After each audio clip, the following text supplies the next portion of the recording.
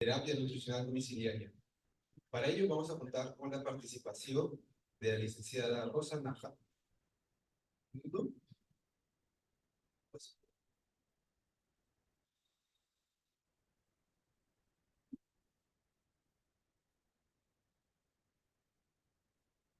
Sí, bueno, ok, yo creo que ha estado bastante rico el break. Pues no nos están, que se han quedado un poquito todavía. Continuando con la presentación, vamos a comenzar el módulo 8, que trata sobre terapia nutricional. El tema es impacto de los programas de terapia nutricional domiciliaria en el Perú, y en esta ocasión la parrilla que tuvo Milachi con sus compañeros. Basta nos va a dar su presentación. Ella es enfermera coordinadora de la unidad de soporte nutricional del Hospital Guillermo Almenara, especialista en cuidados intensivos y en terapia nutricional, directora del Comité de Enfermería del FEDAPE 2021-2023, miembro actual de la Junta Directiva de SPT, conferencista nacional e internacional de temas de terapia nutricional, instructora del CIN y del CNP y docente del posgrado. Le damos un aplauso a la licenciada Angelina Valdés, por favor.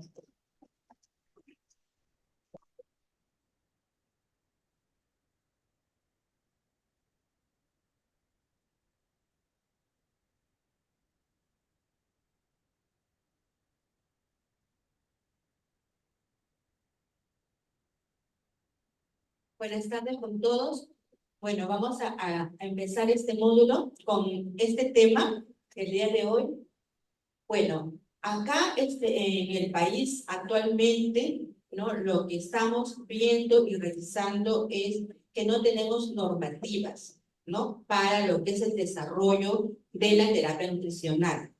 Pero si se está haciendo terapia nutricional en nuestro país o no, eso lo vamos a ir viendo. O sea, a pesar de que todavía no tenemos las normativas específicas, ¿no? Se está realizando en el país. Estamos haciéndolo, está haciéndolo el Ministerio de Salud, está haciéndolo la Seguridad Social. Entonces vamos a ir viendo, y también si es que los presentes tienen algún aporte en relación a eso, también lo vamos a tratar de ver. Pero vamos a empezar.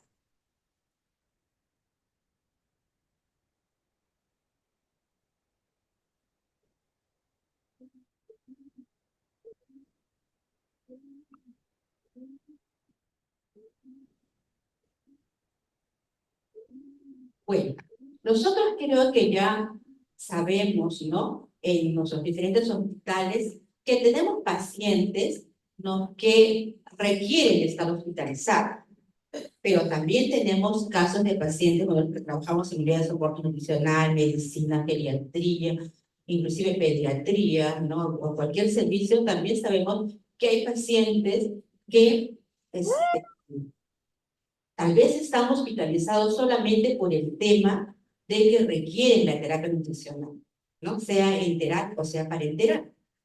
Entonces, tal vez tenemos más pacientes que requieren de la terapia nutricional enteral, ¿no? Pero que es el único motivo tal vez por el cual estamos hospitalizados. Entonces, si tuviéramos un programa de nutrición domiciliaria, ¿no? Con un equipo donde se pueda entrenar al paciente, a la familia, al cuidador, entonces estos pacientes ya podrían, ¿no? Ir a domicilio a continuar ese tratamiento, ¿no? De este tipo de terapia nutricional, y tendríamos tal vez ahí un gran beneficio porque tendríamos tal vez más camas libres, que en todos los hospitales tenemos alta demanda de hospitalización, ¿no? Y altas listas de espera también para que ingresen. Entonces, estos son entre uno de los beneficios que serían si tuviéramos estos programas establecidos y normalizados en otros hospitales, ¿no? Del país.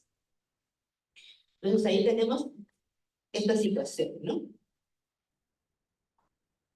Entonces, tenemos pacientes que están largo tiempo hospitalizados, como por ejemplo los pacientes con falla intestinal, con resecciones intestinales amplias, ¿no? Que han sido productos generalmente el mayor porcentaje por trombosis mesentérica.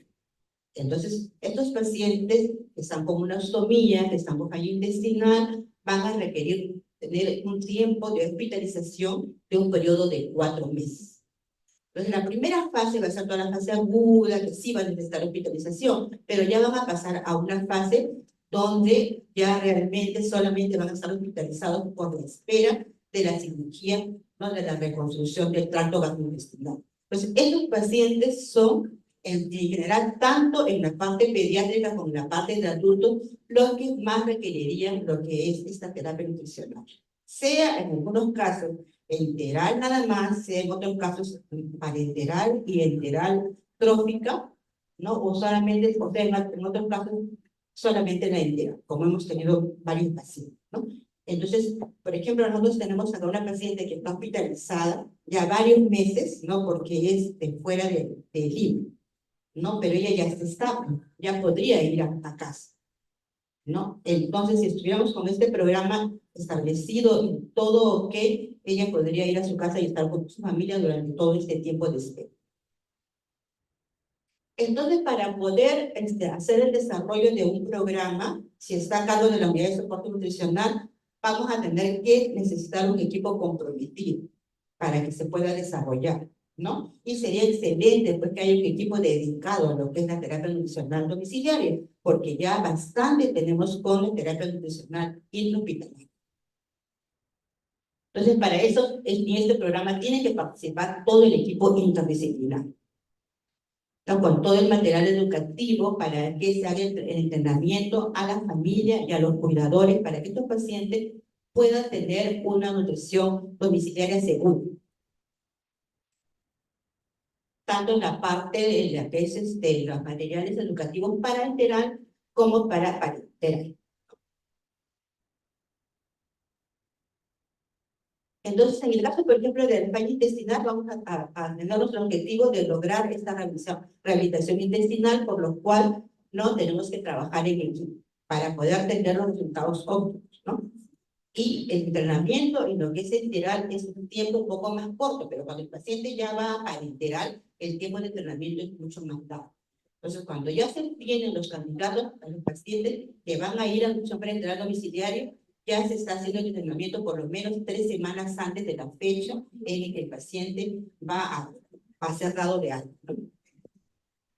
Entonces, tenemos que pasar por todo este proceso, ¿no? Para poder definir, pues, ¿no? Todo los productos que va a llevar, todo el proceso hasta que el paciente llegue en el momento del alta, ¿no? Para que se pueda hacer todas las combinaciones para que él pueda recibir lo que es terapia nutricional enteral o parenteral.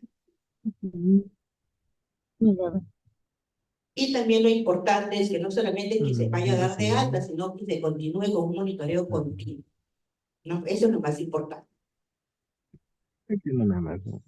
Entonces, se puede dar nutrición, terapia nutricional en los pacientes, ¿no? Que lo necesitan, ¿no? ¿Se puede dar o no se puede dar? Sí se puede dar, ¿no? Pero tenemos que prepararnos como equipo interdisciplinario, porque lo que más tenemos que evitar en esa situación va a ser, ¿no? Disminuir, ¿no? O evitar los eventos adversos y las complicaciones. Así como se puede presentar en el hospital, también se puede presentar en la casa.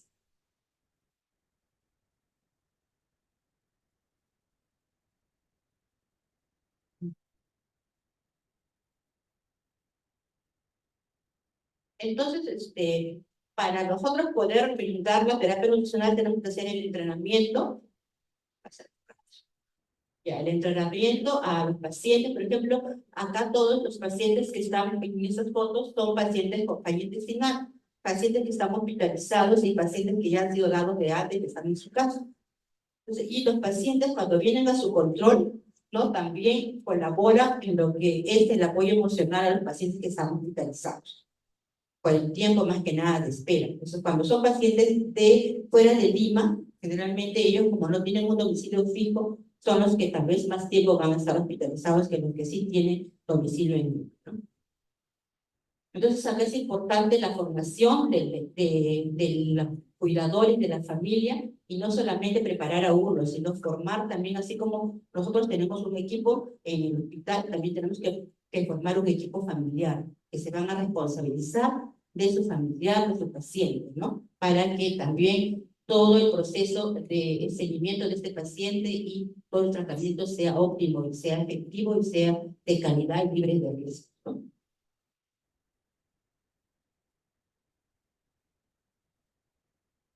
Entonces, acá es importante lo que es la formación, la capacitación para estos pacientes.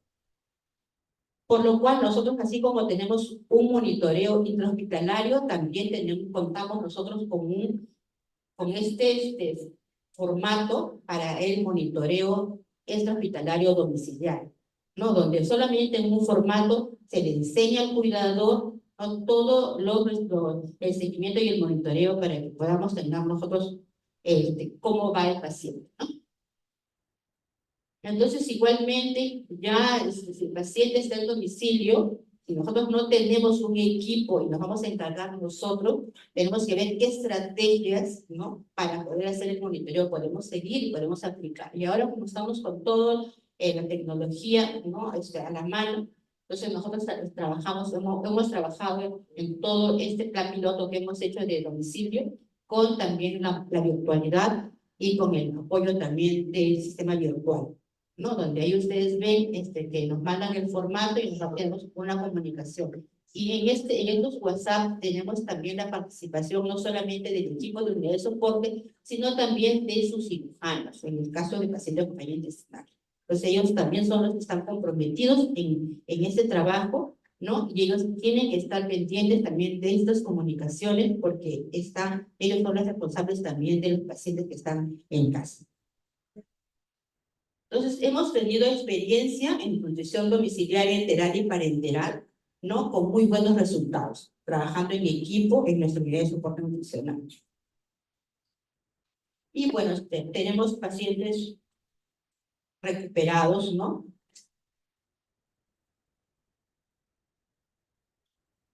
Y tenemos pues evidencias de pacientes que se han recuperado, que han regresado para su cirugía, para su restitución del tránsito intestinal, y bueno, que ya después del hospital a su casa, ya al monitoreo, al seguimiento, y ya después ya están haciendo pues no su vida ya en sus estudios, en su trabajo.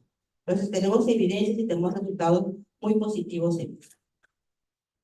Y bueno, para eso tenemos que trabajar en equipo, no solamente el equipo de soporte nutricional, sino también con el equipo de cirujanos, ¿no? Entonces nosotros estamos trabajando con la unidad de falla intestinal, actualmente la única unidad de falla intestinal en el país, está en el Hospital Almenara, y estamos siempre trabajando lo que es capacitación, para que este tratamiento no solamente se centralice en Lima, sino también lo puedan manejar en diferentes lugares del país, ¿no? Porque generalmente los pacientes que proceden, que ingresan a la unidad de falla intestinal son generalmente pocos de Lima y mayormente son de diferentes ciudades, de diferentes lugares del país, ¿no? Entonces lo que se desea es de que se capaciten ya a nivel nacional para que también puedan manejarlos en cada ciudad y con cada unidad de soporte que se encuentre fuera de Lima, ¿no? Porque también la demanda de pacientes también es alta, ¿no?, de camas, ¿no? Y también pensemos que estos pacientes van a tener una estancia larga, por lo cual no tenemos tanta capacidad para poder recibir muchos pacientes, ¿no? Y ellos requieren un tratamiento muy especial. Entonces, nosotros ahora vemos, acá no tenemos esta ley, no tenemos esta normativa, ¿no? Pero estábamos revisando y justo hace unos días hicieron una exposición, ¿no? Por ejemplo, acá, esta es la ley Ricardo Soto de Chile, ¿no? Esta es una ley en la cual habla para lo que es un sistema de protección financiera para diagnósticos y tratamientos de alto costo, de carácter universal, ¿no? Para todos los beneficiarios de los sistemas profesionales de salud de Chile. Entonces, ¿quiénes pueden acceder? Pacientes con alguna condición de salud que imposibilite la alimentación por vía oral y requieran nutrición integral domiciliaria, ¿no? Y que cumplan pues, con los criterios de inclusión que pone esta ley. Entonces, en este caso, ¿no?, ¿qué prestaciones de alto costo están garantizadas? Son como 30 prestaciones, y entre ellas está considerada lo que es la nutrición integral con fórmulas de alimentación integral poliméricas, oligoméricas, alimentarias, y con todos los dispositivos médicos necesarios y recambios y renovaciones y mantenimiento durante el periodo del tratamiento, ¿no? Entonces, por ejemplo, así podemos ir buscando y viendo, ¿no? Que hay ya estas situaciones que se ve la importancia de este tratamiento, ¿no? Pero que esté legalizado y que esté normalizado, ¿no? Para poder conseguirlo. Y eso es lo que tenemos que seguir trabajando en el Perú para que podamos tener este tipo de leyes, ¿no? Para que los pacientes que lo necesiten se puedan beneficiar, ¿no? Y no estemos trabajando porque sí podemos hacerlo, podemos trabajarlo, pero siempre tenemos que tener una ley que proteja, ¿no? Especialmente cuando tenemos nutrición parenteral, porque también tenemos que ver que pueden haber problemas legales, ¿no? Entonces, para eso tenemos, el equipo también tiene que estar protegido con las normalizaciones, porque el paciente se puede complicar y puede fallecer en casa, ¿no? Entonces, todas esas cosas tenemos que tener en cuenta para que todo esto se normalice. Entonces, actualmente se está trabajando en lo que son las directivas para el Seguro Social, para la salud. Estamos empezando a ver esto para que puedan atender todos los hospitales de salud esas directivas y se puedan favorecer los pacientes aceptados, ¿no? Entonces, eso también esperemos que también en el Ministerio de Salud se pueda hacer, porque hay también, por ejemplo, San Bartolomé está haciendo nutrición domiciliaria, ¿no? Según lo que hemos estado conversando, ¿no? Con ellos son de San Bartolomé, están de niños, ¿no? Entonces, justamente por la demanda que tienen de pacientes con falla intestinal. Entonces, en ese sentido, tenemos que ir viendo, ¿no? Cómo podemos colaborar para que puedan salir, ¿no? Estas leyes o estas normas o estas directivas, porque los pacientes realmente lo necesitan y tenemos que ser conscientes de eso como equipo de soporte nutricional.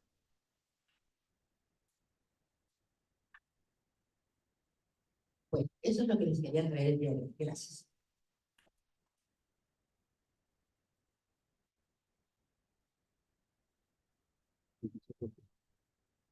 No estoy pasando desde allá porque no estoy en internet. Así que me tiene que dar la permisión. Gracias, licenciada Angelina. Continuando entonces, el segundo tema es cómo cuidar las ostomías en casa.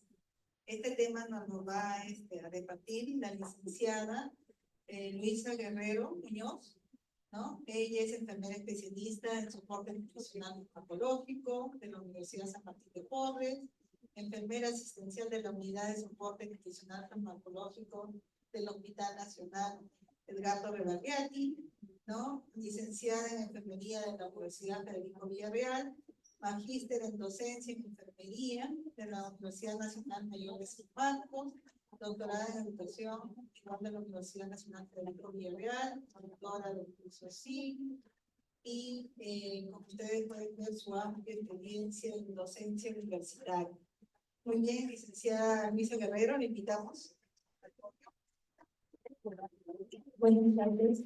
Gracias por la presentación. Para mí realmente es un gusto estar acá. Agradezco al comité organizador por la invitación. Siempre es un gusto hablar así.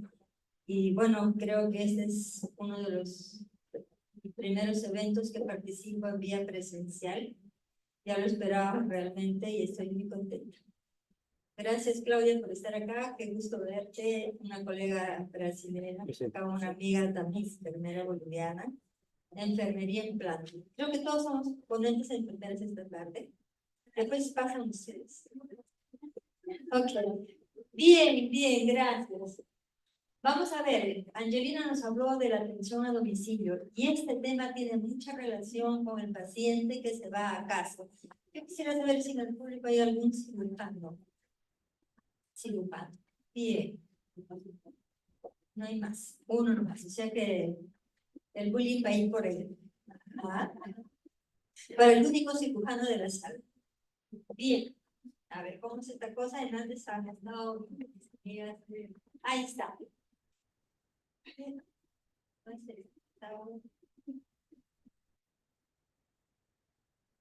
Ya. Para ponernos en contexto de lo que es una ostomía,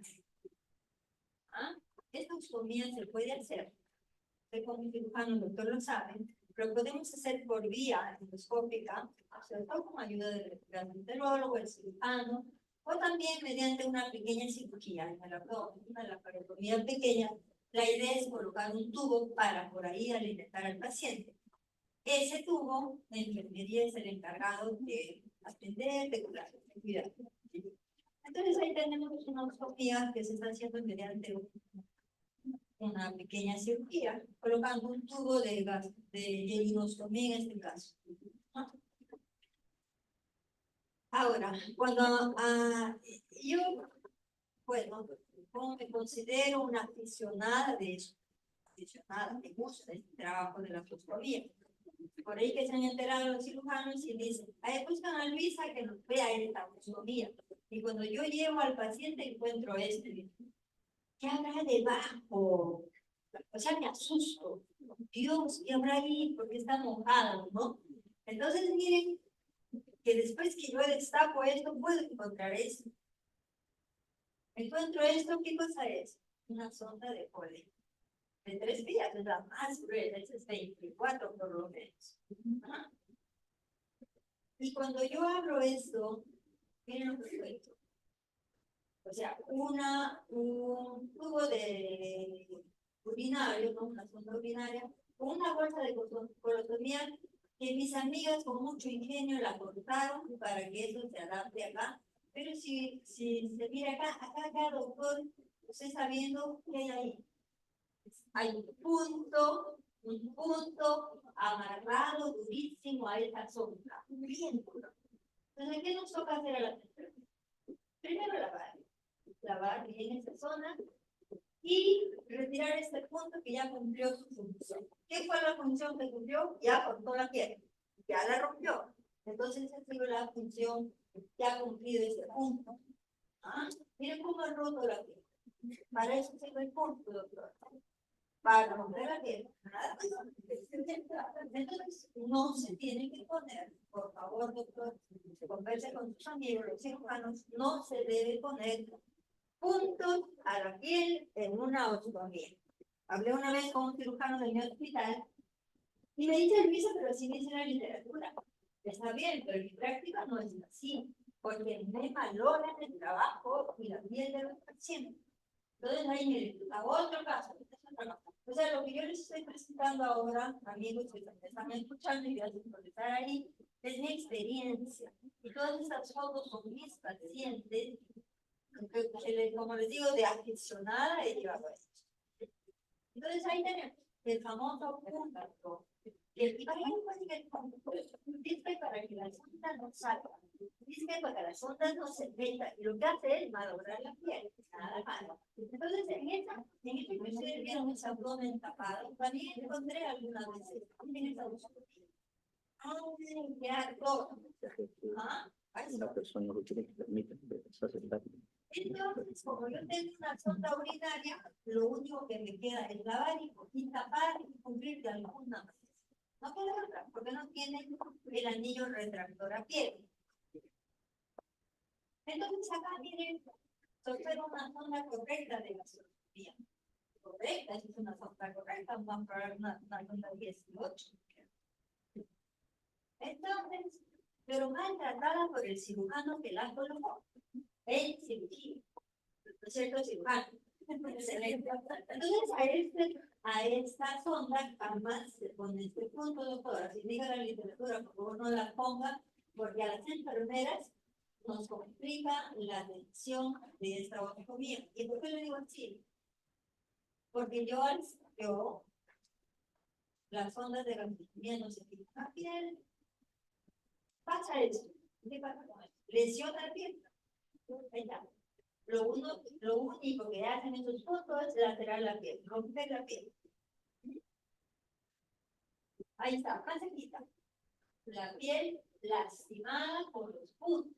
Entonces, ¿qué pasa acá? Los chicos, ¿qué digo así? Los chicos, los cirujanos, los residentes, a veces los cirujanos asistentes se van y dejan al ayudante, que es el interno o el residente, y como a ese tubo, a esa anillo retractor a piel tiene huequitos, y ellos creen que todo lo que tiene hueco le ponen el punto. Entonces le ponen los puntos y así sale malogrando la piel. Ajá. Tiene otra función. Este anillo tiene otra función. ¿Vale? Acá para recordar, ¿no es cierto? Una sonda, una foto de una sonda. ¿No? Esta sonda también es mía. Todas estas fotos no las van a encontrar en la internet, no son mías. Están publicadas si quieren. Entonces esta foto es una sonda de silicona, material biocompatible. Esto es el disco reflector externo con alto relieve que tiene sus puntitos que sirven para ventilar la piel, no para ponerle puntos. Entonces, después que yo he sacado ya los puntos, lavo con clorexidina, después, ay, ahora sí me faltó agua. Entonces, esto, lavo con clorexidina, espuma, después limpio y queda así la sopa. La varillita, ¿no es cierto? Bien seca. También hay otra observación que hacen. Dicen, ¿no? Los que venden las ondas. No se debe poner gasa. No se debe poner gasa entre la anillo retractor y la piel. Y yo les digo que sí se tiene que poner. Yo les estoy contando mi experiencia. ¿Ya? Aquí les voy a llamar. Gracias.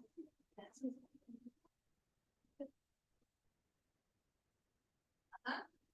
Entonces ahí tenemos, y también le pongo gasa y le pongo esparadrapo encima.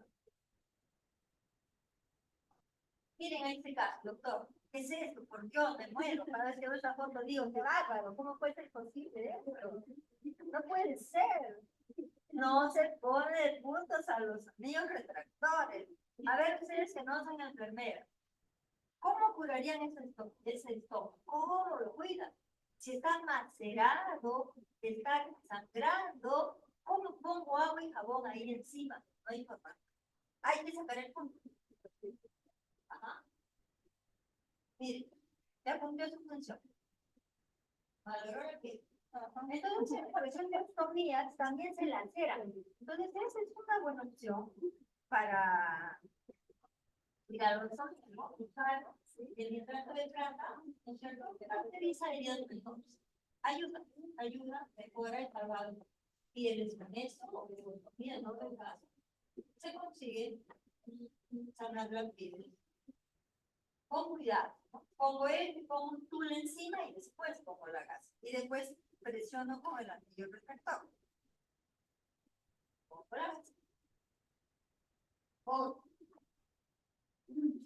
Por Dios, otro. Son estos de antes de la pandemia. Y ahora va a venir otro más bonito que van a ver, les va a gustar. No se queden dormidos, ¿eh? Miren a la pantalla. Ay, doctor, ¿qué es esto? Por Dios, miren. Chicos, ¿qué es esto? He tenido que sacar los puntos. ¿Ah? ¿Cómo es posible que esto pase? Olvidarse la piel. Miren, eso, chicos, eso, están acá, olían mal, macerado, feo. Entonces, aquí realmente, ¿qué queda? Sacar los puntos y lavar. Lavar. Rosita, me estoy pasando de aquí a acá.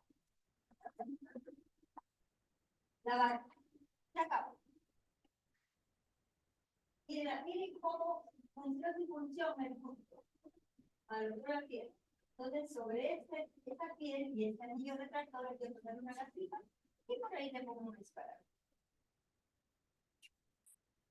Este es el caso que les digo, este es el último caso, el calientito, el último con el cual termino.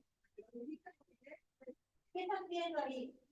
Un paciente que tiene acá una gasa, como lo que les estaba diciendo que se pone, pero miren, es toda, ¿no? Está humedecida, está húmeda esta gasa.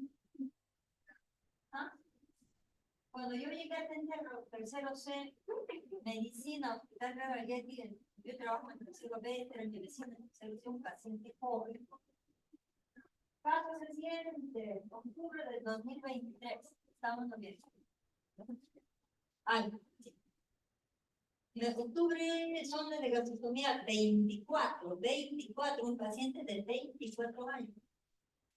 ¿Qué pasó? Cuando yo abrí saqué esa gasa humedecida, cuyo estómago estaba macerado y obviamente al paciente le dolía, ¿no? Le ardía. Entonces le digo, hijo, ¿con qué te estás curando? Porque nadie se acercaba a curarle, ninguna enfermera se acercaba a curarle. Porque como era un servicio de medicina, y las enfermeras de medicina, eso solo corresponde a cirugía. Y como no hay enfermeras de cirugía y los cirujanos demoran en venir a la consulta, me llamaron, me dice, bueno, mi hijo, ¿puedes mirar el estómago de este paciente?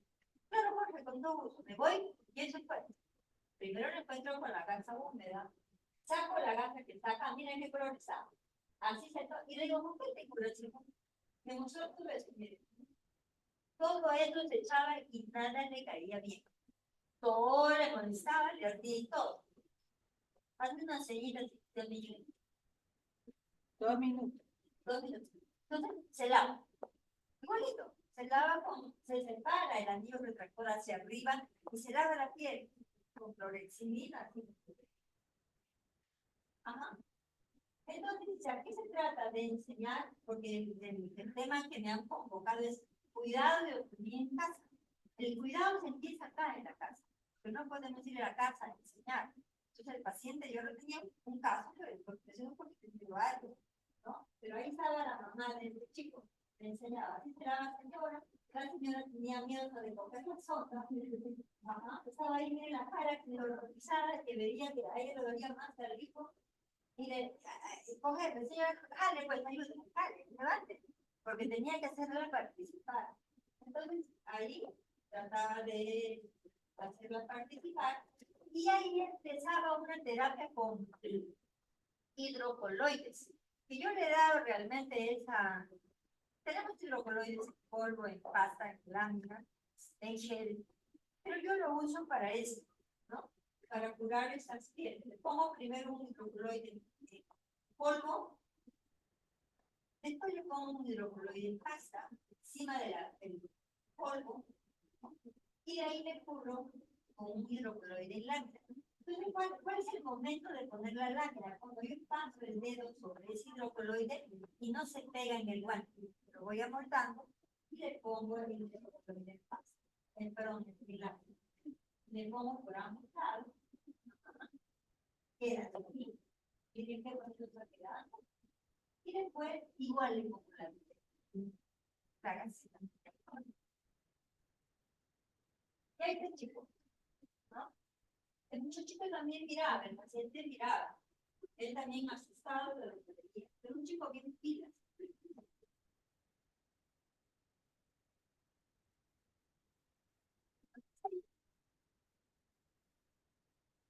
Ahí acabé con ese caso. Ahora, quiero decirles ya para terminar que las ostomías de ese tipo las cambia las enfermeras de la unidad de soporte del probabilidad y las cambiamos. Esto es cambio de una sonda de gastrostomía número 24. ¿Qué hacemos? Primero probamos el globo, ¿cierto? Este globo es de rey. Este rojo, sacamos uno y ponemos, se realiza la enfermera, se realiza, este cambio se realiza cada 90 días. Hay que hacer sondas de material biocompatible que se tienden a niños como a todos los ciudadanos. Ya en la emergencia, los amigos cirujanos de emergencia, a veces llega el paciente de CELI, de emergencia del Revalidad, del libro. Ya quiere señora, es que me ha mandado el doctor Voltedano buscando a la señora Luisa. ¿Para qué? Tengo una ostomía. Está en emergencia.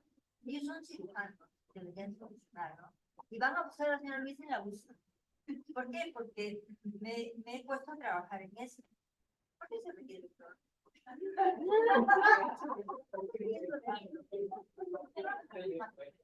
Seguro nervioso. Ya, bueno, pero bueno, entonces es la cosa.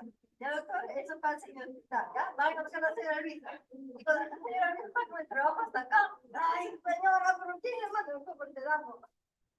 Ay, venga mañana, por favor. Pero bueno, entonces se le ayuda de alguna manera, se cambia eso.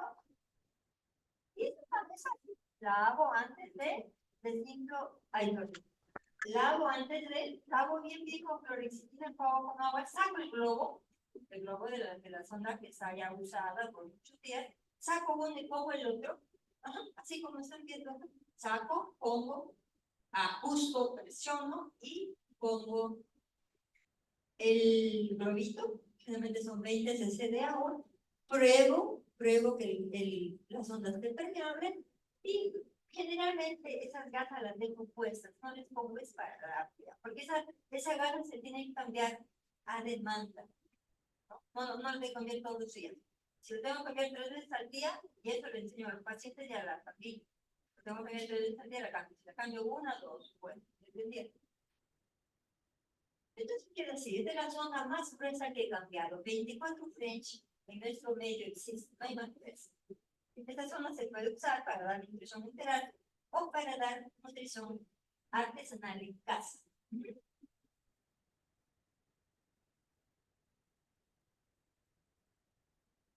¿Qué nos llevamos a casa?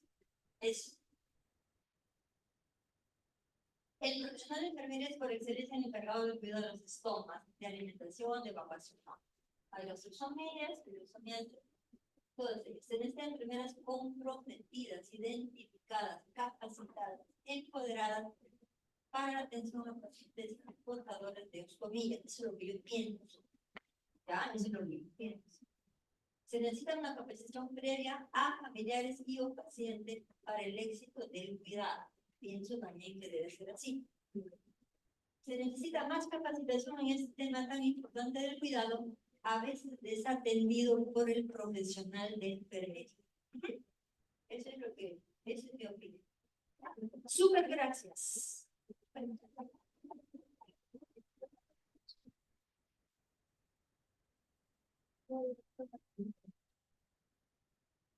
Gracias, licenciada Luisa. Bueno, continuando entonces,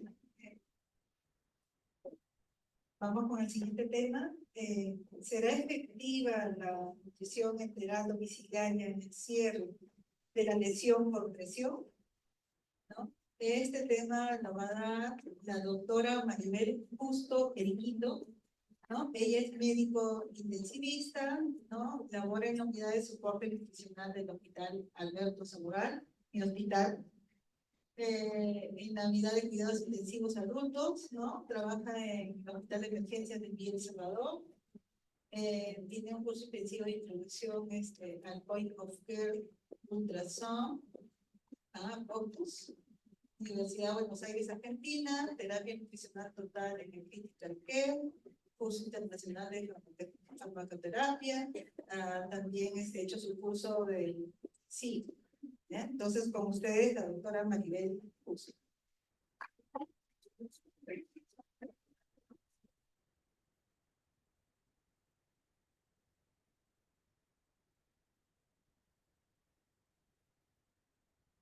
Buenas tardes con todos. Ya estamos terminando esta gran jornada, pero productiva. Me siento muy honrada de haber recibido la invitación para el 13º Congreso Internacional de Terapia Intensiva y para desarrollar la pregunta, ¿será efectiva la nutrición enteral domiciliaria en el cierre de lesión por presión? Sabemos que las lesiones por presión son un desafío constante. No solamente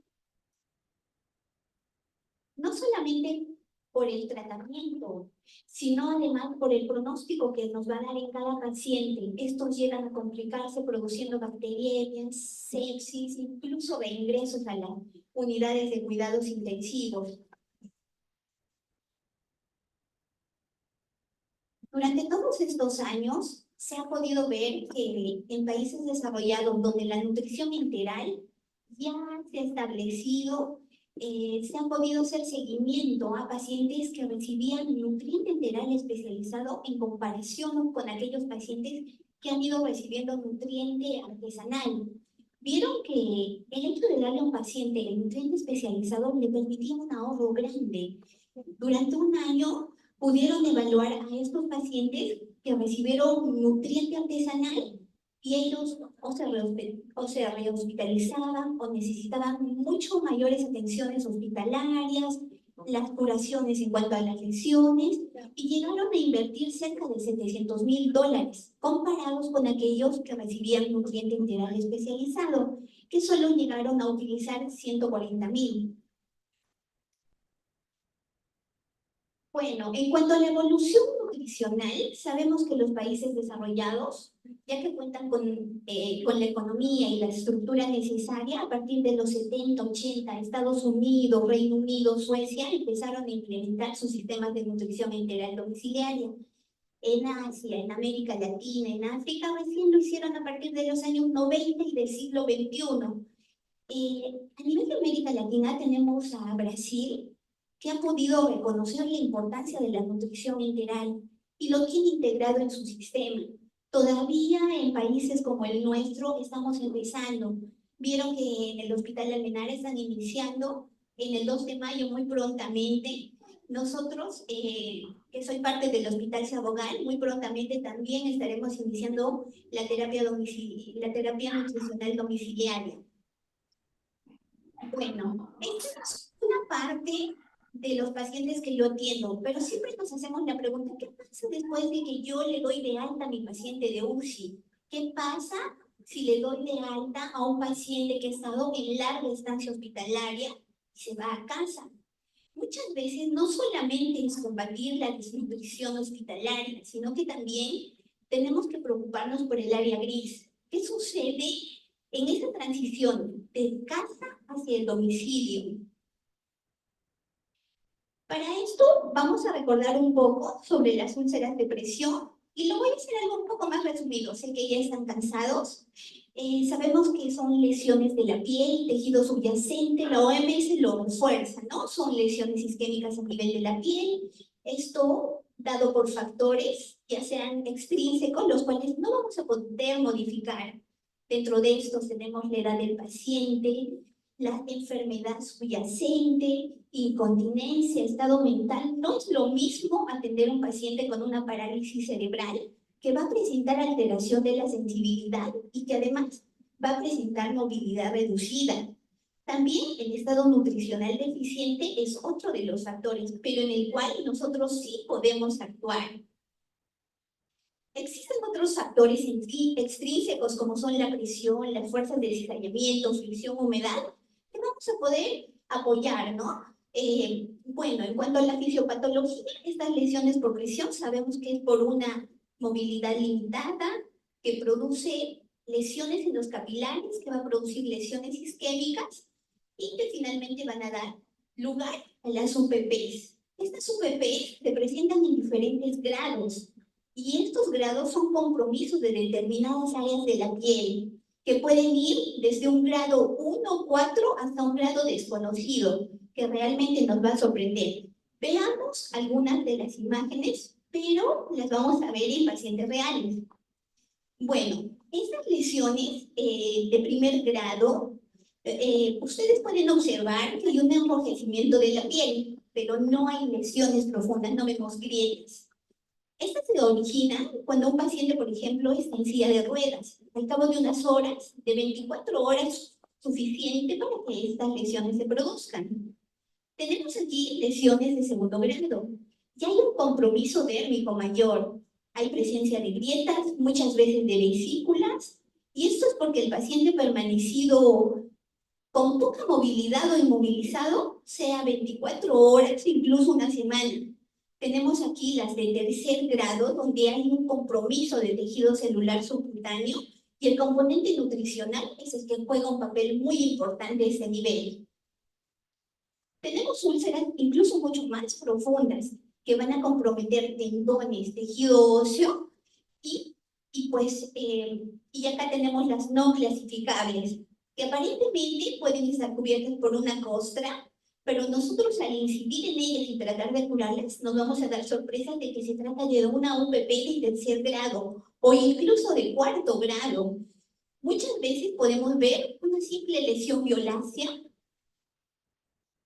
En la segunda imagen podemos ver una simple lesión violácea, la está cubriendo, yo quiero curar esa herida, y me doy la sorpresa de que encuentro una vesícula llena de contenido de sangre, y que su profundidad puede llegar incluso hasta una úlcera de cuarto grado. Entonces, vamos a recordar las fases de cicatrización y la importancia de la nutrición en cada una de estas fases. Bueno, este es un cuadro resumen que me gusta porque es bastante práctico. Vamos a ver una fase inflamatoria, que es la fase inicial, donde hay una respuesta vascular. Inicialmente hay una vasoconstricción. Inicialmente hay vasoconstricción. Esta dura tan solo 5 a 10 minutos y se da la alteración plaquetaria. Tenemos una segunda fase donde empiezan a aparecer nuevas células polimorfonucleares, macrófagos, linfocitos, se activa la cascada inflamatoria con la participación de interleucina 1, interleucina 6, factor de necrosis tumoral alfa, factor de crecimiento similar a las plaquetas. En esta fase se da una respuesta vascular que es la vasodilatación. A este nivel todavía nosotros requerimos un alto contenido de calorías. ¿Por qué? Necesitamos responder a esta respuesta al trauma. Es imprescindible también la presencia de proteínas a este nivel, ¿no? Porque nos ayuda a regenerar los tejidos, nos ayuda a formar las proteínas de la fase aguda. Los micronutrientes ahí juegan un papel muy importante, la vitamina C que va a producir el colágeno y que en las demás fases tiene mucho que ver con la elasticidad y resistencia de la piel. Llegamos a una segunda fase que comprende desde el tercer día hasta la tercera semana. Inicia con la fase de granulación y la presencia de fibroblastos y lo más importante, la angiogénesis.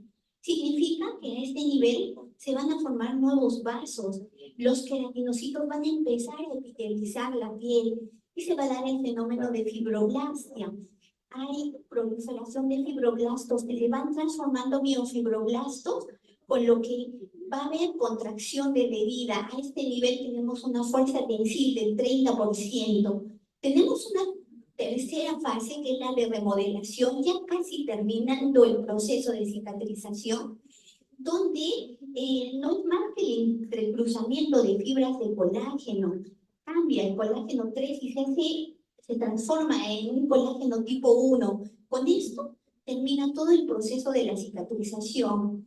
Las guías en cuidados de las úlceras de presión nos sugieren que las UPPs se van a mantener estancadas, ya sea en la fase inflamatoria o en la fase de proliferación, y que en estos niveles es importante el requerimiento elevado en cuanto al aporte de calorías y de proteínas, que va a ser constante durante las 3 etapas, así como de micronutrientes, como la vitamina A, la vitamina E y la vitamina C, que son muy importantes en cuanto a la reparación y la regeneración celular. El zinc es importante, la arginina también a este nivel es importante.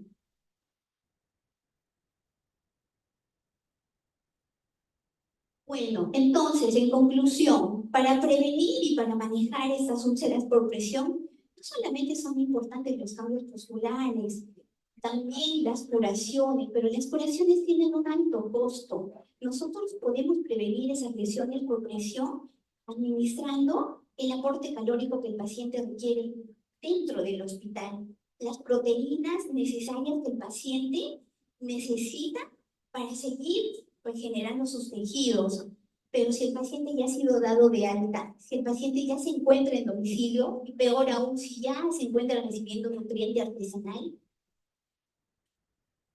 Entonces, numerosas revisiones ya a partir del 2000 se han estado dando, sobre todo en pacientes ancianos, triadas fatales, ¿no? Ancianos de mayor edad, con malnutrición, con úlceras por presión. Estos pacientes adultos toleran menos la pérdida de peso. Y peor aún, si tienen un índice de masa corporal menos de 24, tienen un alto riesgo de que ellos presenten úlceras por presión.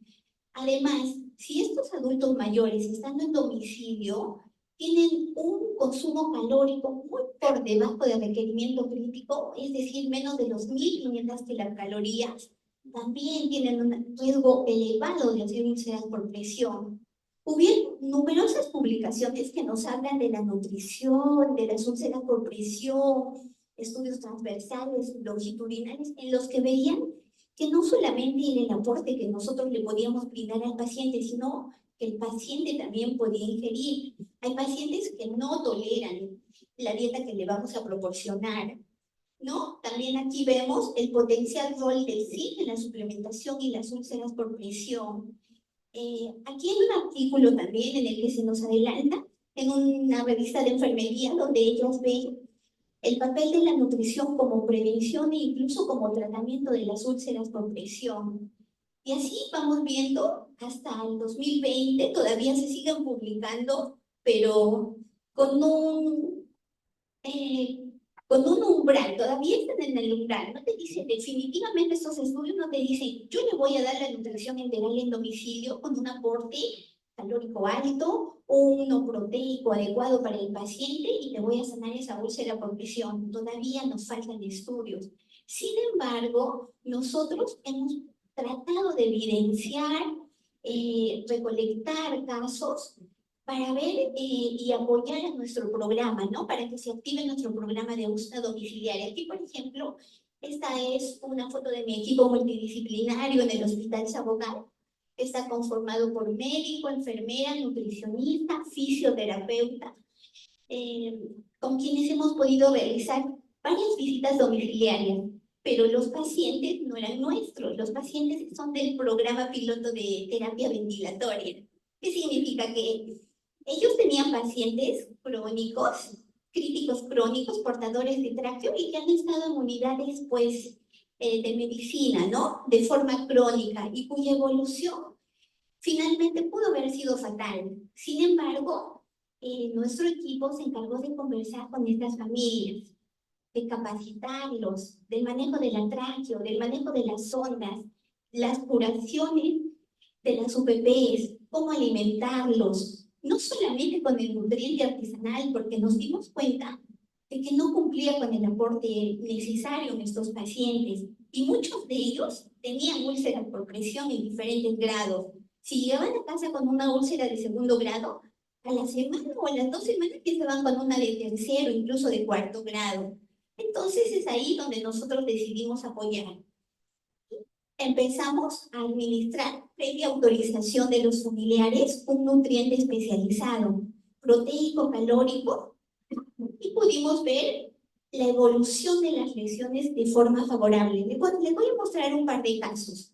Tengo más, todavía estamos nosotros recolectando más reporte de casos, siempre con los familiares que están muy comprometidos con el cambio y con favorecer también a otros pacientes. Aquí tenemos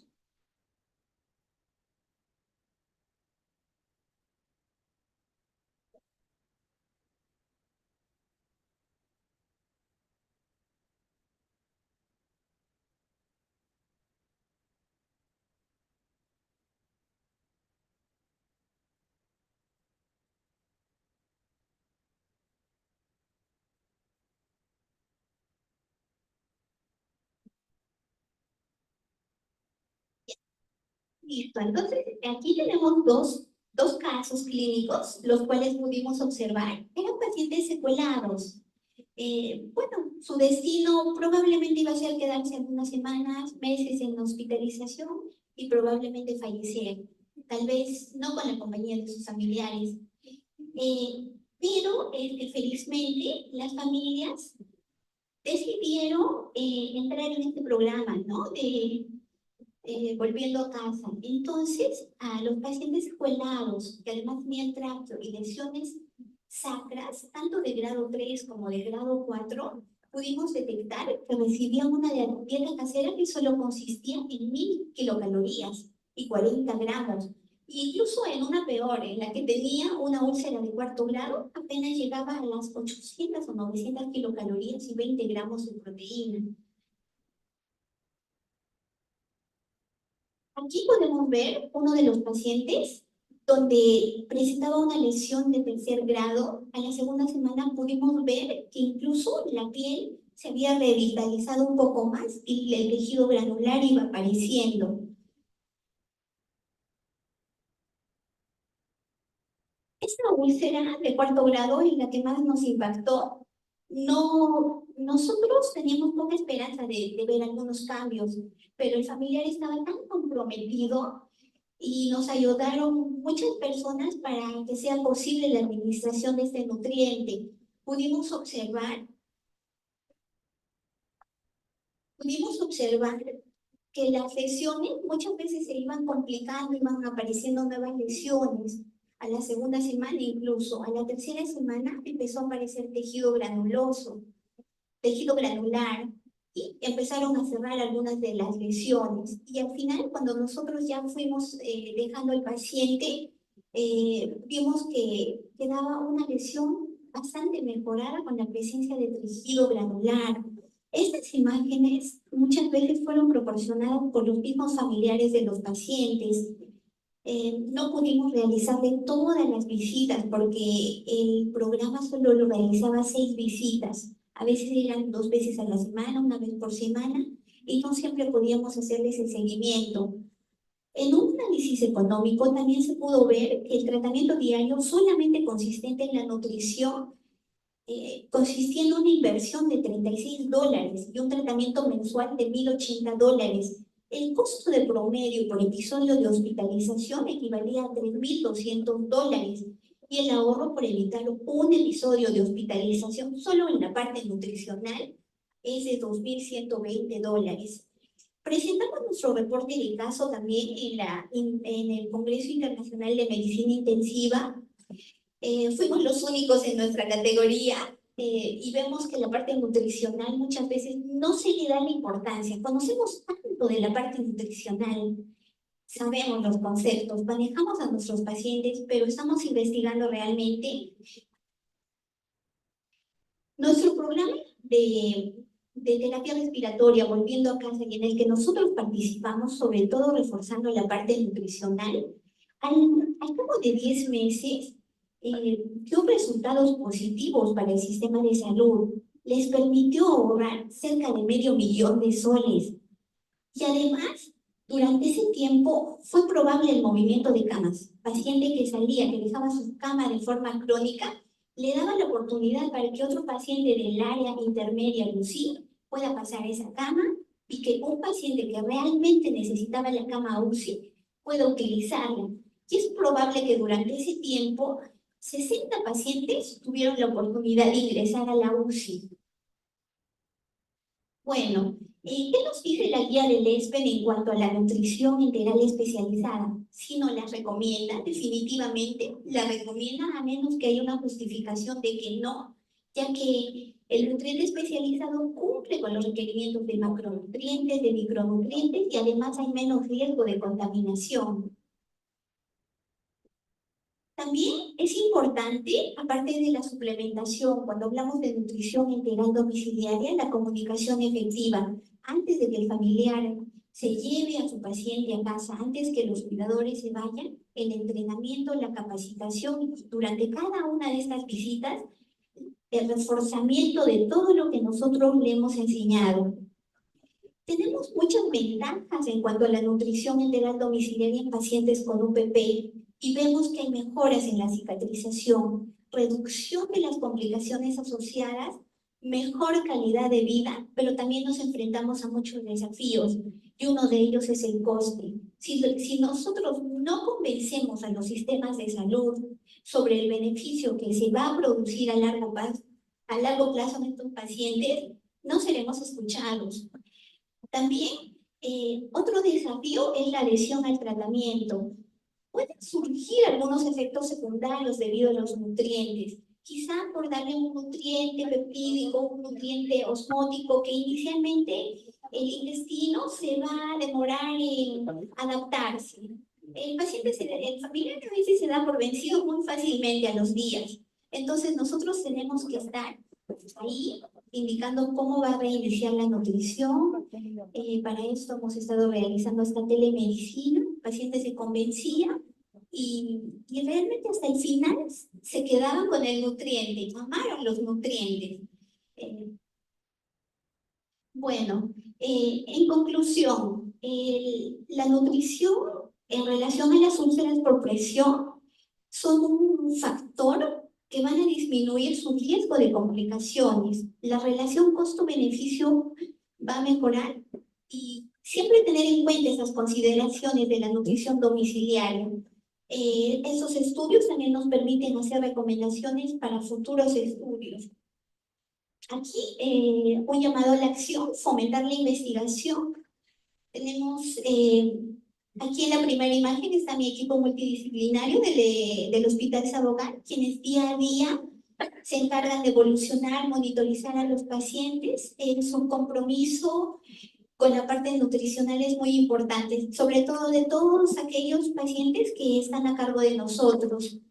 Esta es una fotografía y me genera mucha alegría saber de que no solamente los nutricionistas se ocupan del área del aporte nutricional, de la evaluación, sino que además hay médicos, químicos farmacéuticos, licenciadas en enfermería que cada mes vienen a realizar su rotación a la unidad de soporte nutricional con la finalidad de brindar una mejor atención integral al paciente, con su compromiso con la sociedad también. Bueno, finalmente, si bien la evidencia incipiente sobre el tratamiento domiciliario en pacientes con úlceras por presión muestra resultados prometedores, es imperativo continuar con el seguimiento riguroso y ampliar la investigación para consolidar hallazgos definitivos. Bueno, les agradezco.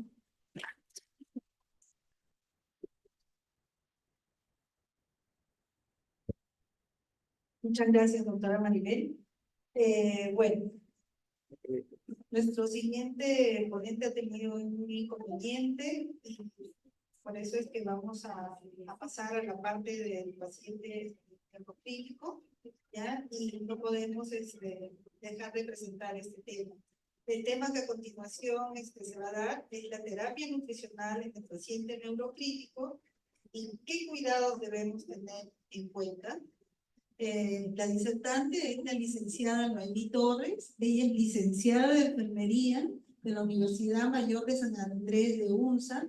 Tiene la especialidad en enfermería y medicina crítica y terapia intensiva, diplomada en psicopedagogía, planificación, evaluación y gestión de la educación superior, diplomada en gestión de calidad, seguridad del paciente, auditoría, con 15 años de experiencia profesional en el área asistencial, administrativa y docente, ¿no?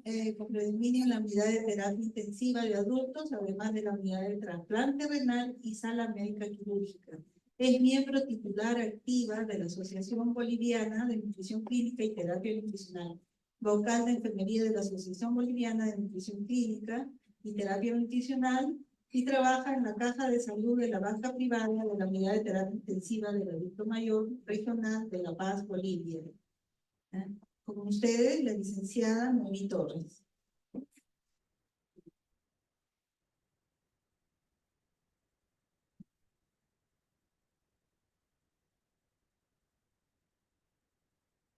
Buenas tardes, en verdad, a todos los presentes. Yo complacida de estar con cada uno de ustedes. Les doy un saludo muy cordial desde la mayoría de las colegas de nuestro presidente. Bueno, vamos a hablar de qué cuidados debemos tener en cuenta cuando estamos viendo un paciente neurocrítico y se va a recibir terapia nutricional. Vamos a considerar a pacientes que están con trauma cráneoencefálico, vamos a considerar a pacientes con hemorragia subaracnoidea, vamos a considerar a pacientes con una AVC de tipo isquémico, de tipo hemorrágico, posiblemente pacientes con lesiones tumorales, pero que están dentro de las unidades de cuidados intensivos, ¿sí? Entonces, estos pacientes críticos tienen un elevado gasto energético, ¿sí? Con un desmedido incremento del proceso de hipercatabolismo energético. Entonces, en estos pacientes particularmente, puede ser que la vía oral no sea permisible, no sea viable, ¿sí? Puede ser que estemos frente a un paciente con una disminución gastrointestinal, una disfunción gastrointestinal en todo caso, que podría llevarnos a cuadros de gastroparesia, posiblemente secundario a la lesión neurológica. Entonces, tenemos o corremos un riesgo potencial de que haya procesos de broncoaspiración consecuente a eventos de emesis, vómitos. Y una de las complicaciones más frecuentes en los pacientes neurocríticos pues son los cuadros de neumonía. Y lo que queremos hacer es prevenir esto. Es así que la unidad funcional del cerebro, que es la neurona, sufre ciertas complicaciones o es más susceptible a ciertos cambios de tipo osmótico, como una hiponatremia, una hipernatremia, o de tipo metabólico, como cuadros de hipoglucemia o cuadros de hiperglucemia. Es así que en estos pacientes debe haber una monitorización bastante estricta para evitar complicaciones. Estos enfermos neurocríticos alcanzan una tasa de mortalidad que llega hasta el 50%.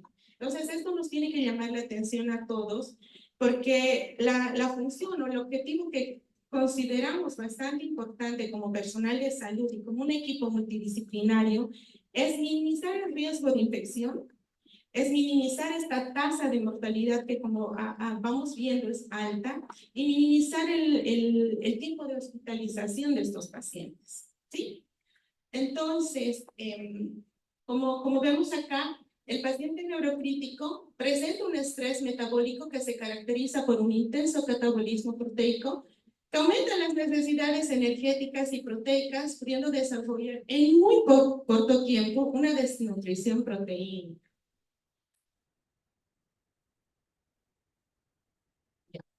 Para hacer una terapia nutricional, tenemos que empezar por un diagnóstico nutricional. Entonces, para esto vamos a tener ciertas consideraciones a valorar, como la historia clínica, es decir, qué tipo de alimentos este paciente ingiere, ¿sí? Si son adecuados o no son adecuados, si este paciente ha estado sometido de pronto a un ayuno prolongado, ¿sí?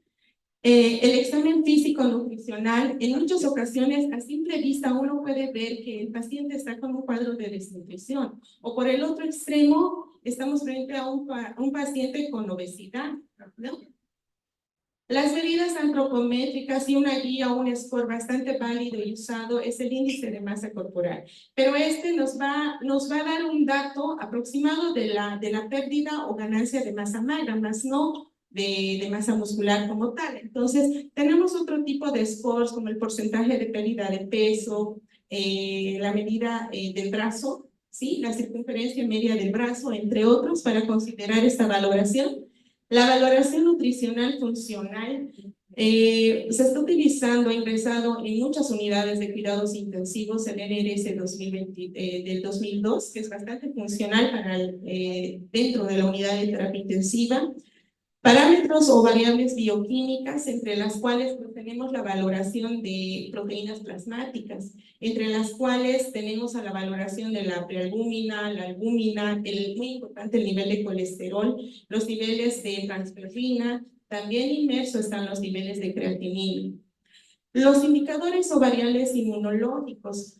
Cuán importante es considerar si estamos frente a un paciente inmunosuprimido, ¿no? O un paciente con síndrome de inmunodeficiencia adquirida pero nutricional. Entonces, esto nos tiene que llamar bastante la atención porque este paciente desde ya tiene un riesgo alto de mortalidad. Como les decía, tenemos consideraciones básicas en una fase aguda, la lesión secundaria de origen. Hay que considerar la magnitud del hipermetabolismo e hipercatabolismo, que está directamente relacionada con la lesión cerebral aguda. La intolerancia a la nutrición, posiblemente por cuadros de gastroparesia asociada a la lesión cerebral aguda. Ya en una fase crónica, pues los trastornos motores de la deglución, donde no solamente participamos el equipo de medicina, el equipo de enfermería, sino se añaden otro tipo de profesionales en salud, como fisioterapeutas, kinesiólogos, e inclusive el personal de fonoaudiología, con pacientes que tienen problemas de disartría. Entonces, es todo un equipo multidisciplinario que coadyuva en la rehabilitación de un paciente neurocrítico. De la misma manera, los cuadros de hipermetabolismo prolongado. Ojo, los requerimientos calóricos en los pacientes neurocríticos varían en función de la extensión de la lesión cerebral y de la profundidad del coma. Ejemplo, un paciente con trauma craneoencefálico profundo o grave, puede ser sometido a un coma barbitúrico. Entonces, el consumo calórico en pacientes con ventilación mecánica tienen un régimen de sedación, ¿sí? Existe una relajación que oscila entre 86% y el 121% de los valores basales calculados por fórmulas predictivas o por calorimetría indirecta. A la vez tenemos que considerar que el consumo calórico en ventilación mecánica aumenta hasta un 140% tras el retiro de la sedación o el aumento de la temperatura, ya sea por un proceso infeccioso o sea por la lesión cerebral aguda como tal, y la aparición de la infección. Entonces, en una fase aguda, cuando existe lesión cerebral, tenemos que considerar que existe una alteración de la barrera hematoencefálica, ¿sí? Y el cociente de glucemia cerebral plasmático. Entonces, se debe de considerar una lesión secundaria. Para esto, la región lesionada y el tejido nervioso tienen que ser considerados. Se dice, ¿no?, que la hiperglucemia es una variable independiente de la evolución del cerebro lesionado. Es así que la hiperglucemia, por ejemplo, en pacientes con hemorragia subaracnoidea, están directamente relacionados a una mayor estancia dentro de las unidades de cuidados intensivos. Con un número de complicaciones, estas podrían ser neurológicas, con el infarto cerebral o con una complicación por hidrocefalia. Extraneurológicas, estamos hablando, o está inmerso en los riesgos de infección, la tasa de mortalidad que se eleva también en estos pacientes. De pronto también las complicaciones a largo plazo o el deterioro funcional, ¿sí?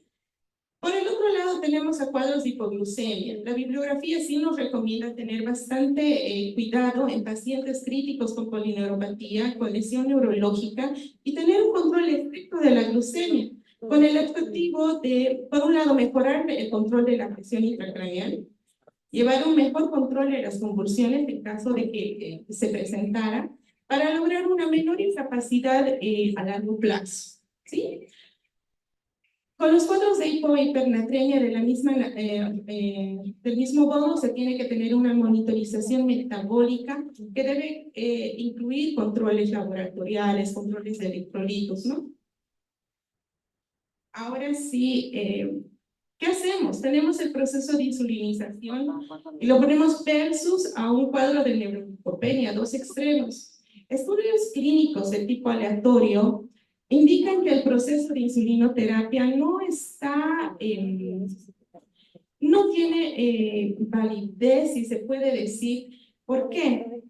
El cuadro de hiperglucemia como tal no va a ser un factor que va a contribuir a la mortalidad, pero sí va a lograr una disminución, una baja drástica de la glucosa con cuadros de hipoglucemia. Y la hipoglucemia como tal sí va a ser un factor que va a contribuir a la tasa de mortalidad, porque va a alterar la capacidad funcional de la neurona como tal.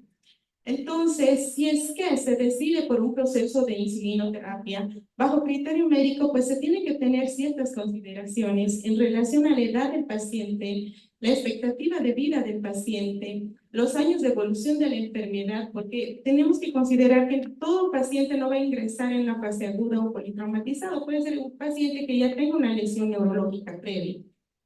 La comorbilidad, si tiene enfermedades cardiovasculares, si hay riesgo de hipoglucemia grave con pacientes con diabetes, complicaciones cardiovasculares o microvasculares, ¿no? Considerando que en un extremo de cuadros de hipoglucemia, pues hay una causa de lesión encefálica secundaria. Entonces, los niveles de glucemia menor a 80 miligramos de decilitro ya tienen que llamarnos la atención. Un rango de referencia para pacientes neurocríticos es de 120 a 150 miligramos de decilitro. Entonces, al momento de la toma de decisión, se tiene que considerar riesgo-beneficio. ¿Okay? Un artículo emitido por la revista Intensiva relacionado con el tratamiento neurometabólico del paciente crítico realizó un estudio de tipo comparativo, donde se consideró pacientes neurocríticos.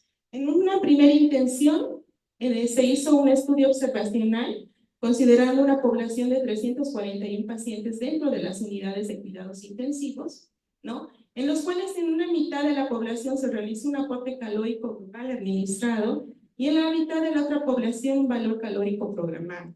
Los resultados oscilaron en torno al 58%, considerando una disminución drástica del aporte calórico, lo cual significó una estancia mayor en la unidad de cuidados intensivos con una tasa de mortalidad también considerable. Por otro lado, se realizó un estudio de tipo observacional prospectivo Considerando pacientes con trauma cráneoencefálico en los cuales se cuantificó el aporte calórico durante los primeros 7 días, siendo el aporte calórico un marcador independiente. De la misma manera, pues objetivó un aumento del 40% de la tasa de mortalidad y un aporte calórico menor a 10 kilocalorías por kilogramo día. Entonces, también se observó un incremento de la tasa de mortalidad y una estancia mayor en las unidades de cuidados intensivos. Por otro lado, se hizo un ensayo clínico ya de tipo aleatorio, ¿no? En la cual se consideró a pacientes traumatizados, pero también a pacientes quirúrgicos dentro de las unidades de cuidados intensivos. Estos recibieron un aporte calórico que osciló alrededor del 50%, relacionado con las necesidades calculadas, ya sea por fórmulas predictivas o por el uso de calorimetría indirecta. Se pudo observar que no se acompañó de un incremento de morbimortalidad.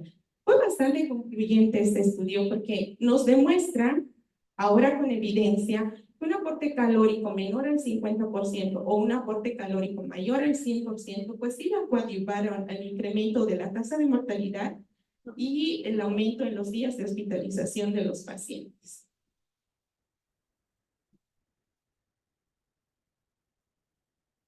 Tenemos por un lado a la nutrición parenteral, ¿no? La nutrición parenteral pues tiene ciertos beneficios porque aporta el aporte calórico proteico es ideal, va a facilitar el aporte precoz y va a reducir la pérdida de sustratos por el aumento del residuo gástrico. Pero, sin embargo, tenemos que tener también en consideración que así como beneficios, tiene riesgos y también complicaciones. Así que la vamos a extrapolar y vamos a poner por delante a la nutrición enteral, la cual está recomendada por las guías internacionales. Además, la nutrición enteral precoz, ¿no? Esta porque tiene un efecto favorable sobre la mucosa intestinal, va a disminuir la tasa de mortalidad, ¿sí? Mejora la recuperación neurológica y disminuye los días de estancia dentro de las unidades de cuidados intensivos. Pues bien, ahora, ¿qué acceso enteral vamos a usar? La bibliografía nos recomienda, en una fase aguda, en una primera intención, el uso de una sonda nasogástrica de buen calibre justamente por este riesgo de broncoaspiración. Posteriormente podría ser reemplazada por otra sonda de menor calibre con otro tipo de características. Y si es que la vía gástrica no me es viable, pues considerar la inserción de una sonda nasointestinal. En un paciente neurocrítico, en un paciente politraumatizado, en un paciente gran quemado, existe una disminución en las ondas peristálticas a nivel del antropilórico y del tono muscular intestinal que está relacionado con la lesión cerebral aguda. Entonces tenemos que tener ciertas consideraciones en relación al control y monitoreo de la hipertensión intracraneal, ya con valores encima de 15 miligramos de mercurio, milímetros de mercurio. Tenemos que ya considerar ciertas medidas para ir bajando esta presión intracraneal, ¿sí? Por tiempos cortos, hablamos de 10 minutos, entonces ya se tiene que tomar medidas. La disminución del nivel de conciencia, la consideración de la edad, ya considerando paciente neurocrítico como tal, el soporte ventilatorio, el uso de sedantes y relajantes musculares. No me es viable la vía gástrica, ¿qué hago? Estudios clínicos aleatorios ponen en segunda consideración la nutrición postpilórica. ¿Por qué? Va a incrementar el volumen nutricional. Estaríamos garantizando el 100% de la administración de micronutrientes a nivel intestinal. Reduce la incidencia de neumonía asociada a la ventilación porque ya no corremos el riesgo de broncoaspiración. ¿Presenta tolerancia favorable? Por supuesto que sí, y existe una reducción en la mortalidad sin modificar el tiempo de estancia dentro de las unidades de cuidados intensivos. Ahora bien, estos pacientes en muchas ocasiones tienen un periodo de rehabilitación bastante prolongado. Entonces tenemos que considerar que si hay una lesión neurológica grave, vamos a necesitar de otro tipo de dispositivos que nos ayuden y coadyuven para continuar con la terapia nutricional, ¿sí? Uno de ellos pues, son las gastrostomías, ¿no? O las gastroyeyunostomías endoscópicas percutáneas, que son más procedimientos quirúrgicos, pero que nos van a proporcionar un dispositivo para continuar con la terapia nutricional. El cálculo del requerimiento nutricional, bueno, pues tenemos que considerar que en un paciente neurocrítico, ejemplo, un paciente con trauma craneoencefálico, existe un grado de estrés metabólico alto, ¿sí? Considerando el factor neuronal, en un paciente politraumatizado existe un hipermetabolismo, ¿no? Un incremento del hipermetabolismo consecuente a la lesión cerebral aguda. Sin embargo, este de por sí no va a constituir por sí mismo un factor de hipermetabolismo, pero sí va a contribuir a la gravedad de la enfermedad del paciente. Entonces, tenemos que considerar ciertos factores que son muy importantes, como cuadros febriles, cuadros infecciosos, el dolor como tal, hipertonicidad, movimientos estereotipados automáticos como signos de decorticación, descerebración, convulsiones, posiblemente por la lesión o posiblemente por un cuadro infeccioso, que van a coadyuvar al incremento del metabolismo basal hasta un 200%. Entonces, dentro de ciertas unidades de cuidados intensivos, se dice que el cálculo calórico mediante calorimetría indirecta, pues es el gol estándar. Sin embargo, este equipo es de alta gama, por ende es de alto costo. Si bien nos ayuda a medir el consumo de oxígeno, nos ayuda a determinar el dióxido de carbono producido, tiene ciertas implicancias al momento de tener el soporte técnico y también la respuesta propia del paciente, ¿no? Pero por otro lado tenemos el uso de fórmulas predictivas que nos ayudan de la misma manera. El cálculo de requerimiento nutricional va a depender de ciertos factores. Uno de ellos son los fármacos depresores a los cuales va a estar sometido el paciente con una reducción de tasa metabólica considerable. Estas características, de acuerdo al tipo de fármacos que se vayan administrando en el paciente, va a requerir un aporte calórico diferencial de acuerdo al tipo de sedación que esté recibiendo el paciente. Otro factor muy importante que se debe de considerar es el aporte nitrogenado. Y nosotros dentro de las unidades de cuidados intensivos pues hacemos el balance nitrogenado, que no es más que la consideración en porcentaje del nitrógeno aportado, ¿no? Y el nitrógeno ureico eliminado en orina. Otro punto muy importante es el aporte proteico. Este debe ser de forma progresiva, ¿no? De considerar de 2 gramos por kilogramo día en la primera o segunda semana. ¿Qué hacemos? Tenemos por un lado a las fórmulas poliméricas estándar y tenemos por otro lado la recomendación de fórmulas inmunomoduladoras. Estudios clínicos aleatorios no demuestran una ventaja entre una y la otra, ¿sí? Porque no hay una ventaja favorable en relación a la evolución clínica como tal y la evolución neurológica como tal.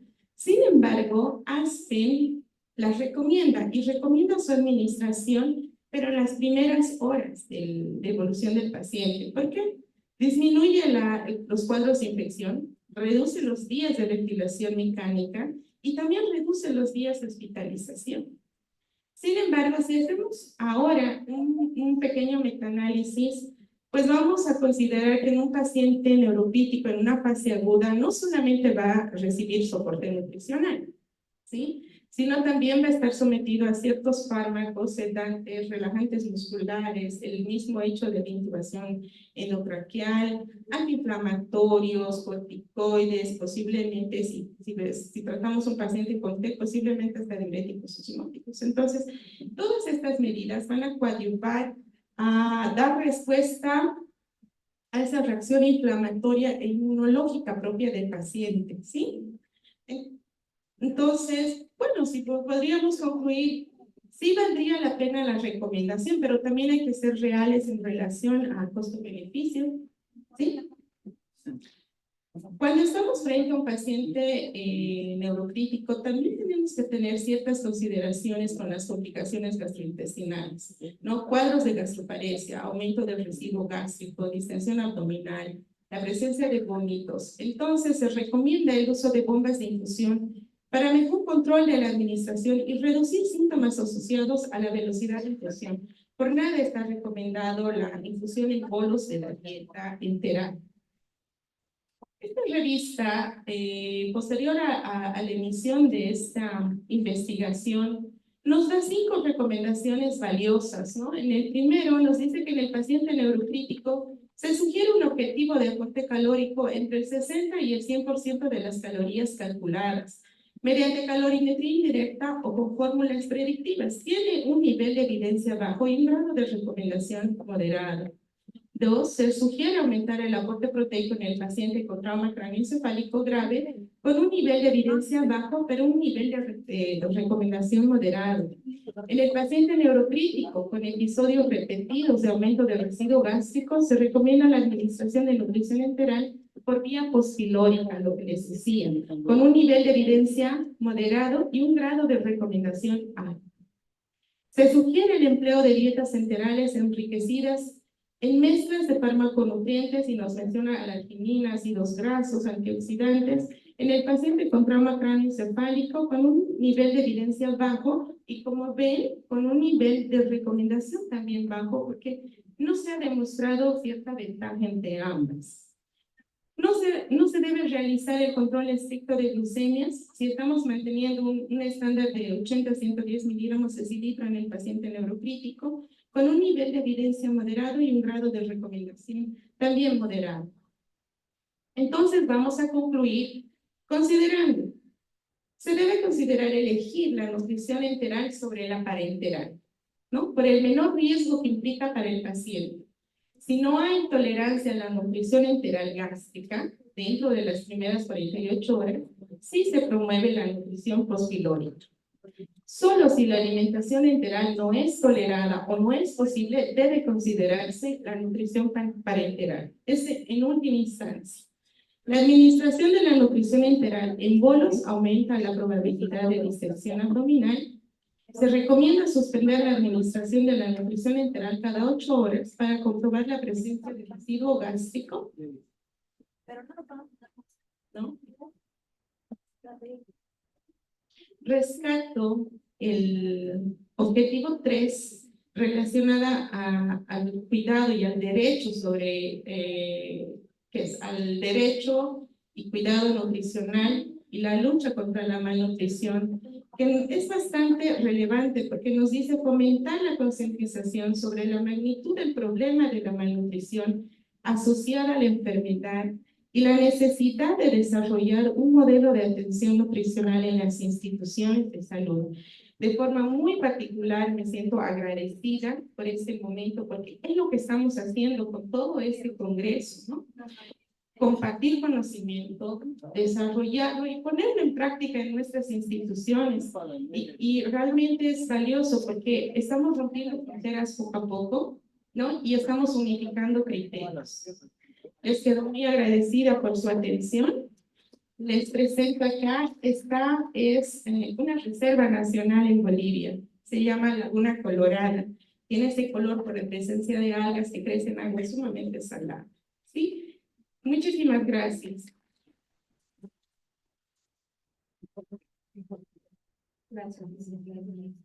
Bueno, invito entonces a todos los disertantes, por favor, a acercarse ahí al estrado. Luisa, por favor.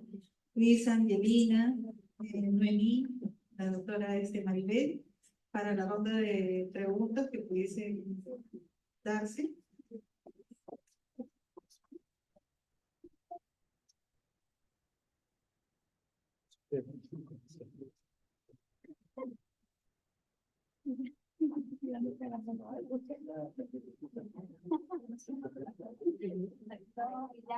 ¿Alguna pregunta de parte del público? Con respecto al tema tratado, hemos visto que es terapia nutricional diaria, cuidado de los comillas, paciente neurocrítico, que verdaderamente la efectividad de la terapia enteral, lo que es las úlceras de compresión.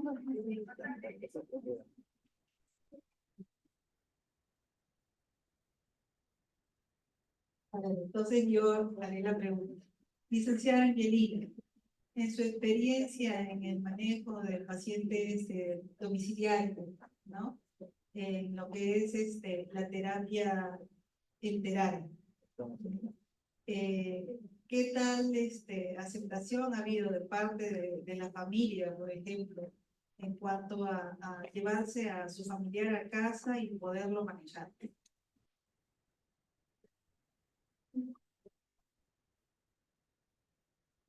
Bueno, nuestra experiencia con nutrición integral realmente es excelente, y excelente, ¿no? Porque realmente, en primer lugar, el cariño mismo de la familia que tiene por el paciente, ¿no? Hace que ellos colaboren, ¿no? Porque nosotros, como les dije, en la exposición formamos el equipo familiar. Entonces, así también la familia tiene que firmar un consentimiento informado, ¿no? De que está aceptando, ¿no? Antes de empezar toda la capacitación se les explica, ¿no? Todos los beneficios que va a tener el paciente. Entonces, en ese sentido, sí nos ha ido muy bien, ¿no? Y realmente sí se puede hacer la nutrición domiciliaria, ¿no? En relación a lo que es la integral, bueno, es la capacitación un poco más rápida que cuando se hace de la nutrición parenteral, ¿no? Es la que va a tomar más tiempo.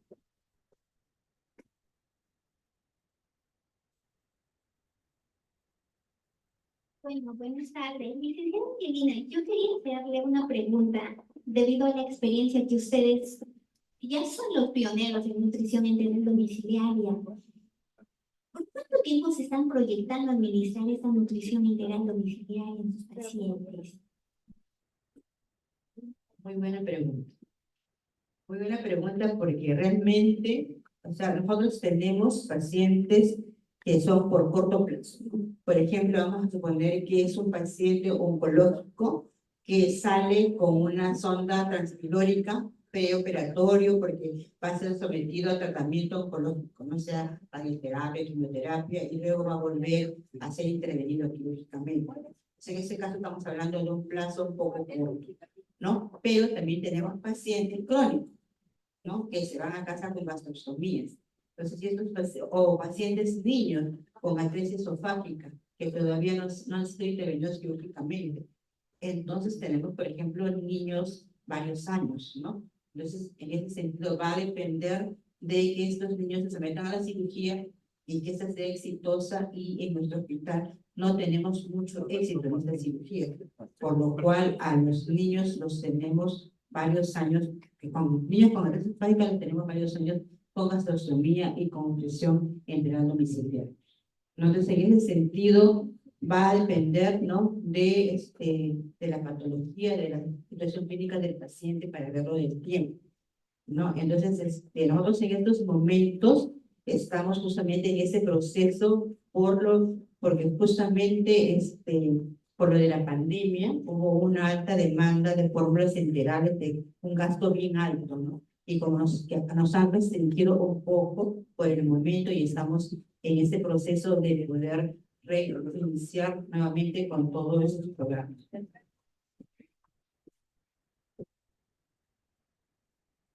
A ver, licenciada Noemí, tengo acá una pregunta que justamente me comentado.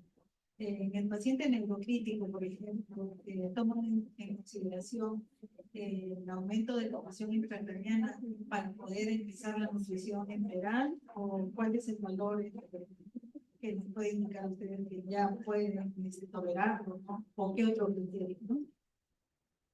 No, para empezar, habíamos considerado que la nutrición enteral precoz es la que está recomendada. No por nada podemos someter a un paciente, inclusive indiferentemente de la patología, a un tipo de ayuno, mucho menos si es prolongado. Es lo que estamos promoviendo, el tipo de alimentación precoz, ¿sí? Por otro lado, los niveles de presión intracranial que se manejan son de 5 a 15 milímetros de mercurio. Si estamos ya en un extremo de 15, 16, inclusive hablando de 20 milímetros de mercurio en un corto tiempo, 10 minutos, 8 minutos, pues ya se tienen que tomar medidas, ¿no? En el equipo para bajar esto. Porque lo que queremos es que este paciente pues salga estable, no queremos que tenga un deterioro funcional a largo plazo, ¿sí? Yo rescato bastante el tratamiento en un paciente neurocrítico, porque nos preguntaremos qué de particular tiene, ¿Por qué? Porque la nutrición es muy importante en un paciente neurocrítico. Este paciente va a enfrentar distintos desafíos. Puede ingresar hablando, puede ingresar caminando, pero va habiendo un deterioro cognitivo. Puede ingresar a quirófano, terminar en una sala de terapia intensiva, ¿sí? Y el proceso de rehabilitación podría ser prolongado. Entonces, si se dan cuenta, es un paciente que va a enfrentar distintos desafíos, ¿sí? Entonces, nosotros como personal de salud y con un equipo multidisciplinario, porque somos varios los que participamos dentro de este proceso de rehabilitación, pues solo tenemos el fin de coadyuvar este proceso de rehabilitación, no complicarlo, ¿sí? Así es. Bueno, darle la bienvenida a Perú, licenciada Nami. Muy bonito el tema que nos ha presentado. Yo trabajo en una unidad de cuidados intensivos donde realmente tratamos de que la nutrición integral en los pacientes sea de forma precoz, pero a veces nos enfrentamos a algunos momentos en los que se planifica un cierto tipo de examen para el paciente neurocrítico y es ahí donde se les hace un stop, pero nadie da la indicación de volver a retomar la nutrición. Muchas veces estos pacientes, a pesar de que han sido operados de la parte neurológica, presentan hígado y tienen residuos gástricos altos, y no es por una presión intracerebral elevada. Entonces, se demoran en la toma de decisión de colocarle una sonda pospilórica, quizás. Muchas veces en la UCI, en 3 o 4 días, he visto que un paciente ha pasado por este proceso. Y es ahí donde nosotros, comunidad de soporte, lo hemos detectado, le hemos sugerido a su médico que nos haga la interconsulta, que nosotros vamos a iniciar con una pospilórica, quizá con un nutriente un poco más proteico, con calorías. Si no llegamos a los requerimientos, ponerle un parenteral. Estos pacientes sí son de bastante cuidado. Y la parte neurocrítica, la presión, no se relaciona mucho con el aporte nutricional precoz que le vamos a brindar. Aclarada entonces la pregunta. Licenciada Luisa, con respecto al cuidado de las ostomías, nosotros hemos escuchado muy atentamente su presentación y la pregunta es, ¿los cirujanos verdaderamente ya no siguen colocando esos puntos ahí en su hospital después de las observaciones realizadas? Esa es una. Y otra, por ejemplo, nosotros sabemos que en el tema de las ostomías tenemos el problema de que en los tomas agranda el tamaño, por ejemplo, con el tiempo que están ahí con el uso de la frecuencia, ¿no? ¿Cuál sería ahí la recomendación, por ejemplo, sea para prevenir ese detalle, ¿no? No sé, la revisión del cáncer, el producto que utilice para mejorar la piel. Acá la recomendación que le tengo que hacer es al cirujano, al único que existe en la sala. Doctor, no siga poniendo los puntos. Sabe usted que esos puntos no van, maceran, y como dice acá Rosita, esa maceración permite una infección del estómago, ¿cierto? Y lo agranda. Porque si mantuviéramos ese estómago seco, con las grasas que les sugerencia que utilizar, entonces evitamos eso. Por eso el cambio de la gasa es esa demanda, ¿no? Y en mi hospital van a seguir poniendo puntos, ya seguro. No hay forma porque los cirujanos se van y quedan los ayudantes y les siguen poniendo puntos alrededor. Así que hay mucho cuidado, doctor, ¿eh? Para usted va a la recomendación. Gracias, chicas. Gracias. Bien. Yo creo que no hay más preguntas de parte del público. Bueno, porque dice muy cierto. Perdón.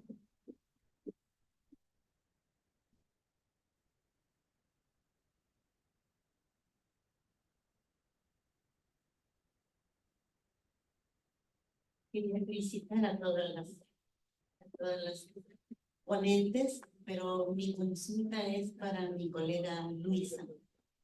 Bueno, yo soy enfermera intensivista, pero hace poco he entrado a ser parte del equipo de soporte nutricional y observo en cirugía que usan los pañitos húmedos para hacer la limpieza de las combinas. por favor, si me podría dar alguna recomendación.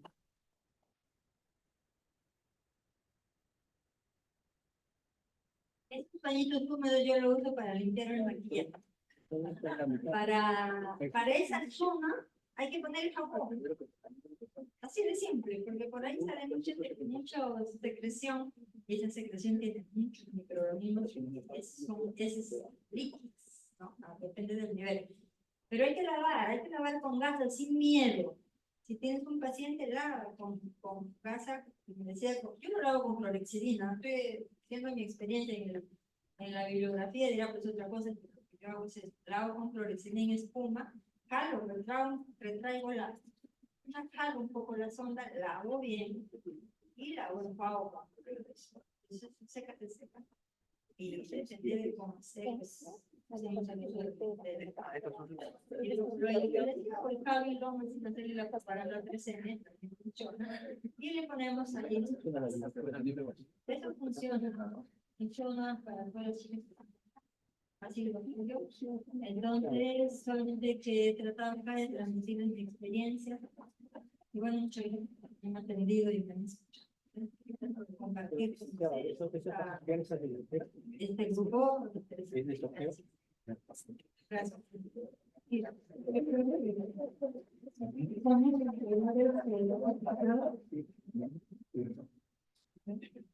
Por favor, Ángel.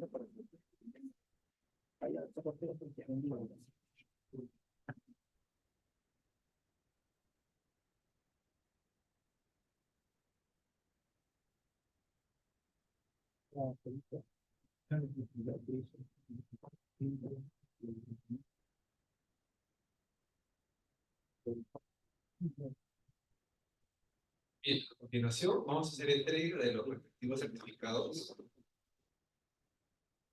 Vamos a hacer entrega para la licenciada Luisa.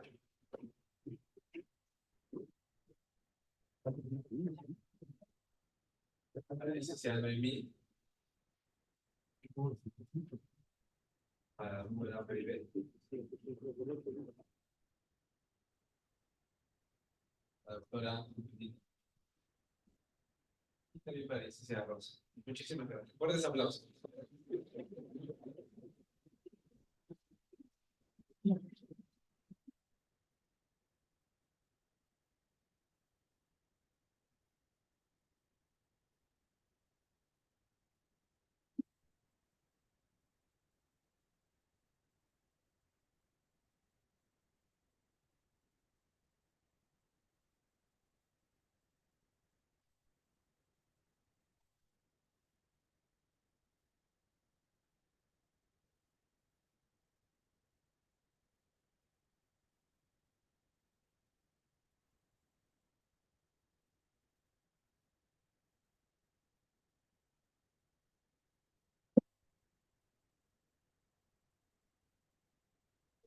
Ahora